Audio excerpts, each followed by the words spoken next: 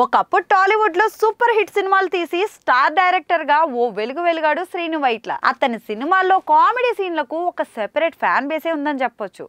Clean కామెడీతో audience ని అలరించే శ్రీను వైట్ల గత కొంతకాలంగా ప్రేక్షకులను అయితే మెప్పించలేకపోతున్నారు.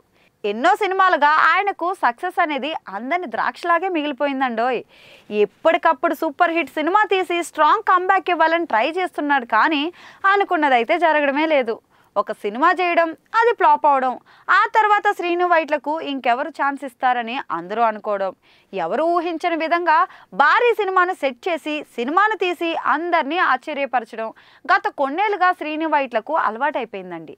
ఇక శ్రీను వైట్ల నుంచి ఆఖరిగా వచ్చిన సినిమా విశ్వం. గోపీచంద్ హీరోగా కామెడీ ఎంటర్టైనర్ గా తెరకెక్కిన ఈ సినిమా కూడా భారీ అంచనాల మధ్య ప్రేక్షకుల ముందుకైతే వచ్చింది. కానీ అనుకున్న అంచనాలను అందుకోవడంలో మాత్రం విశ్వం సినిమా ఫెయిల్ అయినప్పటికీ ఈ మూవీ ఫుల్ రన్ ముగిసే నాటికి సేఫ్ జోన్ కి చేరుకుని నిర్మాతలకు మంచి రాబడిగానే అందించింది.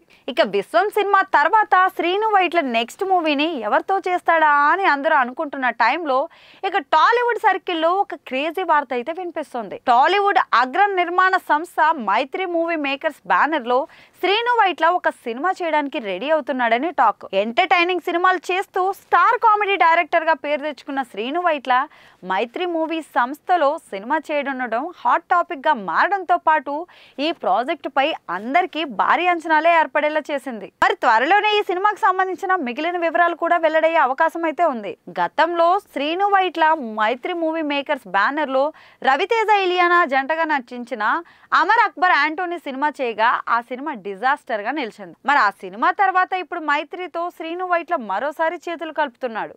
మరి ఈసారైనా శ్రీను మైత్రికి హిట్ అందిస్తాడేమో చూడాలి.